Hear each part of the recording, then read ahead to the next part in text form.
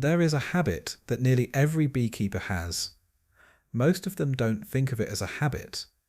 They think of it as beekeeping. Every visit, they walk to the hive, light the smoker, put on the veil, and open the box. Pull the frames one by one. Work through the brood nest. Search for the queen. Check the pattern. Close it up. Record the date. Come back in 10 days and do it again. That sequence is so embedded in how beekeeping is taught and practiced that almost no one stops to ask whether it is doing what they think it is doing, or what it might be doing to the colony each time. Not every inspection causes harm. The inspection is a legitimate tool, but the habit, the reflexive, calendar-scheduled, full frame-by-frame inspection regardless of what the hive is communicating from the outside, that habit has a cost, a real biological cost, and it never appears on the frames. If this kind of question, the one that challenges what seems obvious, is the kind of thinking that makes for a better beekeeper, a like on this video helps it reach others who might need to hear it. The cost begins the moment the lid comes off. Before the Langstroth hive, before movable frames, before it was even physically possible to pull a frame and examine it, beekeepers managed colonies. They used skeps, domed straw baskets with no interior access, wicker hives, log gums, fixed comm boxes where the only way to examine what was inside was to destroy it. And they managed well, not because they were guessing, but because over generations they had built diagnostic habits around what could be observed without opening anything. They listened. An ear pressed against the side of a hive told an experienced beekeeper more than most modern inspections reveal. A healthy colony with a laying queen produces a steady, continuous, low hum, almost a vibration you feel as much as hear. A queenless colony has a different character to its sound, higher in pitch, more irregular, a kind of dissonance underneath it that experienced ears learn to recognize without needing a single frame to confirm it. Moses Quinby, writing in the 1860s, described this sound distinction in terms that suggest it was common knowledge among working beekeepers of his era. Not a trick, a skill. They watched the entrance, the timing of morning departure, the volume and composition of returning pollen loads, whether foragers were returning with full corbiculae or returning empty, whether undertaker bees were active at the entrance or absent, whether the orientation flights of young bees were present in the afternoon, the fanning circling pattern of bees learning the hive's location for the first time. Each of these signals carried specific information about what was happening inside. They weighed the hive. A practiced lift from the rear, 2 hands under the back edge, a slow rise, told a beekeeper whether stores were adequate or declining, whether the colony was gaining weight during a flow or burning through reserves during a dearth. No scale required. A season of calibrated lifts built a sense of what a well-provisioned colony felt like at that point in the season. These were not primitive substitutes for inspection. They were primary diagnostic tools that had been refined by generations of practitioners who had no alternative. When those beekeepers did open a hive, a rare event in skep management, often destructive, it was because something external had told them something specific was wrong. Not because 2 weeks had passed on the calendar. That discipline, the observation-first habit, did not survive the transition to movable frame beekeeping intact. The reason is understandable. Once you can see inside the hive, the temptation to look is almost irresistible. The frames are right there. The brood is visible. The queen can be found and marked. Why rely on indirect signals when direct evidence is available? But here's what the frames never show you. Looking has a cost, and that cost is biological. Here is what happens inside the colony during a routine inspection. Not what the beekeeper sees, what the colony experiences. The moment the lid is removed, the temperature at the top of the brood nest begins to drop. Honeybee brood requires a remarkably narrow temperature range, 93 to 95 degrees Fahrenheit, to develop properly. This is not approximate, It is precise. The nurse bees and heater bees that maintain this temperature work continuously, generating heat through thoracic muscle contraction without moving their wings. They distribute that heat through the brood nest with a consistency that thermal imaging research has documented as genuinely extraordinary. The temperature in the center of a healthy brood nest is held within 1 to 2 degrees of target across thousands of individual cells. When a frame is removed from that brood nest and held in open air, even on a warm summer day, the surface temperature of the capped cells begins to drop within seconds. 10 minutes of exposure at ambient temperatures in the low 70s can reduce brood cell temperature by 5 to 8 degrees. At temperatures below 90 degrees Fahrenheit, late-stage pupae develop abnormally. Developing hyperpharyngeal glands, the structures that will determine a nurse bee's capacity to produce brood food after she emerges, are temperature sensitive during the final days of pupation. Bees that develop through chilled conditions emerge with measurably reduced capacity to feed larvae effectively. This does not produce dead bees. It does not produce a visible damaged brood pattern. The bees emerge, they look normal. The colony continues, but the nurse bees emerging from cells that experienced repeated temperature disruption during their final development are lesser nurse bees. They feed fewer larvae per unit time. They produce lower volumes of royal jelly. The colony compensates, as it compensates for most stresses, by redistributing the burden across more individuals. But the compensation has a metabolic cost. The beekeeper never sees this. There is nothing on those frames that points back to the inspection that caused it. The connection between the routine frame pull 2 weeks ago and a slightly reduced nurse bee cohort today is invisible to standard observation. But the cost is there. The colony is already paying before you close the lid. There is a second cost that begins the moment smoke is applied and frames are moved. The alarm pheromone, isoamyl acetate, the sharp compound that gives disturbed bees their characteristic smell, releases within seconds of colony disturbance. Smoke suppresses the full alarm cascade, but it does not eliminate it. Workers that are handled release it. Guards that are agitated release it. The compound persists in the hive atmosphere for 1 to 4 hours after the inspection ends. For that entire window, the colony holds a low-level defensive posture. Foraging motivation is suppressed in direct proportion to alarm pheromone concentration. Bees that would have been departing for the field are more likely to remain at or near the entrance. Nectar processing chains inside the hive are interrupted as workers respond to chemical signals rather than returning to their previous tasks. If that inspection takes place on a morning when the nectar flow is active, and most spring and summer inspections do, because that is when beekeepers are most motivated to check whether supers are filling, the cost of a 1-hour suppression of foraging activity on a productive flow day is real. It is not catastrophic, it is quiet, and it recurs every 10 days through the active season. A single lost foraging hour across 20 colonies is a different calculation than a single lost foraging hour in one colony. The beekeepers managing at scale who understood this arithmetic opened their hives less, not more. If this kind of biology-first reasoning about what the colony actually experiences changes how you approach management, subscribing to this channel brings more of it directly to you. The third cost is structural. The colony maintains a continuous propolis envelope on the interior surfaces of the hive. Propolis, the resinous compound bees collect from plant buds and tree bark and process with salivary enzymes, is antimicrobial and antifungal. Applied to the interior walls of the cavity, it reduces pathogen load in the living space.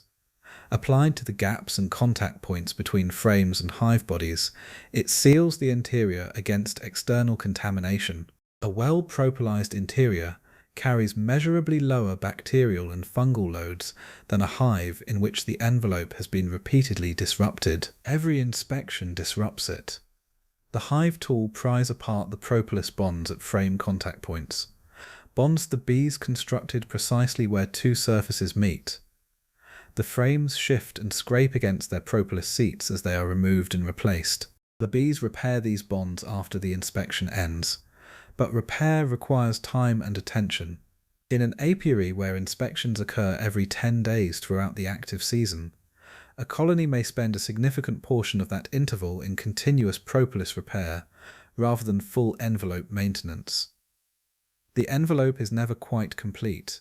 The interior is never quite sealed. A hive that is difficult to open, frames that resist the hive tool, propolis so thick between boxes that it requires real effort to break the seal, is a hive that has been left alone long enough to complete its interior work. Whether that level of sealing is seen as a management inconvenience or as evidence that the colony is doing exactly what its biology intends, depends entirely on what the beekeeper believes the propolis envelope is for. Most modern beekeeping treats the propolis as an obstacle. Scraping it off is standard practice, but the most consistent apiaries in the historical record, the ones managed by beekeepers who left their hives alone until something external told them to open, tended to be heavily propolized operations. Not because the beekeepers valued propolis as an object, because the bees had been allowed to maintain it. Most inspections don't change what the beekeeper does next. That's the problem. Think through what actually happens when a routine inspection confirms normal conditions. The queen is laying well. The brood pattern is solid.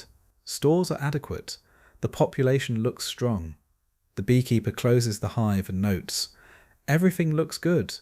Come back in 10 days. The inspection confirmed what the entrants had already communicated. The foragers were returning with full pollen loads. Morning departure was strong. There was no unusual clustering, no undertaker activity, no orientation flight anomaly. The external picture was normal. The internal inspection confirmed it was normal, and the colony paid the thermal, chemical, and structural costs of that confirmation. The inspection that changes a management decision, the one that reveals a failed queen, a honey-bound brood nest, early swarm preparation, a disease condition requiring intervention, that inspection is worth its cost. But that inspection is a fraction of the inspections actually performed. Most are confirmation of what the entrants had already said. 3 things tell you more than a frame pull when conditions are stable. The first is pollen collection. A colony consistently returning pollen in both corbiculae across multiple returning foragers has a functioning laying queen. Nurse bees require pollen-derived protein to produce brood food. Sustained, active pollen collection means sustained brood rearing. A colony without a laying queen loses its motivation to collect pollen within days, often within 48 hours of the queen's loss, as the internal chemistry that drives nurse bee demand begins to shift. The entrance tells you whether a queen is present and laying before you touch the hive. The second is departure pattern. A colony whose foragers are leaving in steady, purposeful lines during the peak foraging hours of the morning, individual bees departing at intervals rather than clustering at the entrance, is a colony with normal recruitment signaling. The pheromone distribution that drives foraging motivation is intact. The brood nest chemistry is balanced. The colony is not in swarm preparation, not in a queenless state, not in a crisis that is disrupting its normal behavioral economy. You can read this from 10 feet away, standing at the edge of the yard, without a veil. The third is the character of the entrance cluster. Bearding from heat looks different from the forager accumulation that precedes swarm preparation. Undertaker activity at the entrance, bees dragging dead workers out in volume, signals something worth investigating. Guard behavior that is disproportionate to the level of disturbance in the yard warrants attention. These are conditions that require internal examination.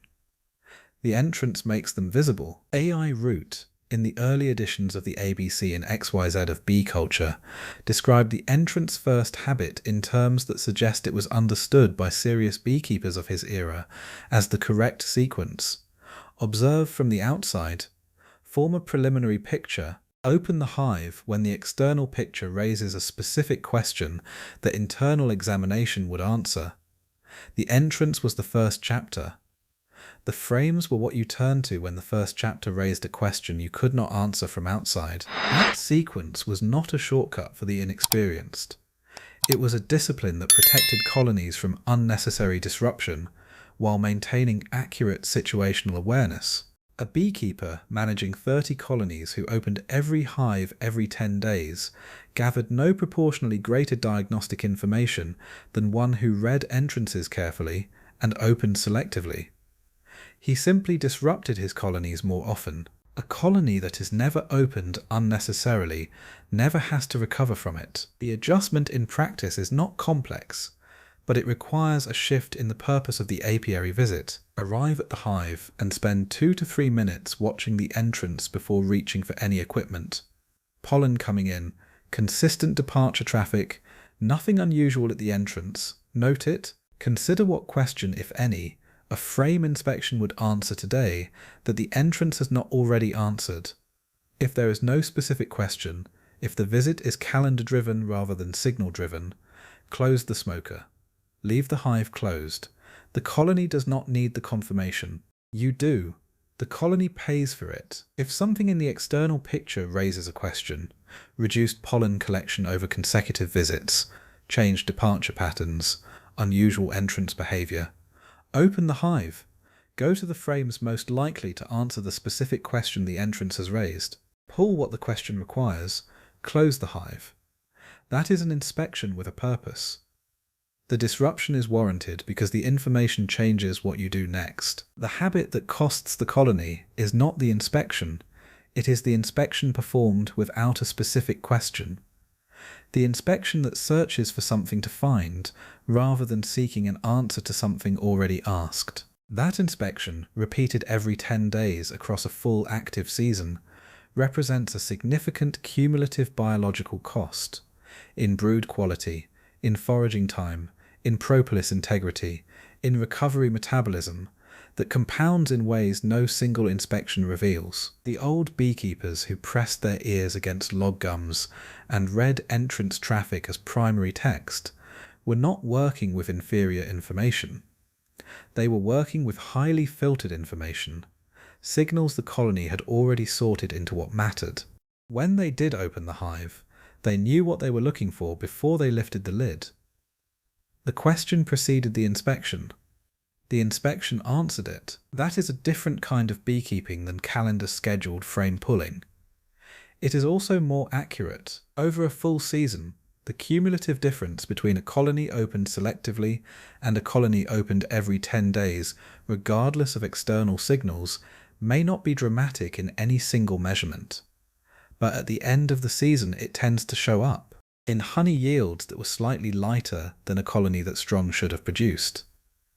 In a winter population built partly from nurse bees whose development was repeatedly interrupted, in a propolis envelope that was never quite complete through the active months. The habit isn't dramatic. That is exactly why it persists. The cost isn't dramatic either. It accumulates quietly, inspection after inspection, in ways the frames never reveal. The next time you walk toward the hives, stop before you light the smoker. Watch the entrance for a minute or two. Ask what question you are trying to answer today. If the entrance has already answered it, the colony is better served by your restraint than your curiosity. What do you see at the entrance before you open? That might be worth sharing below.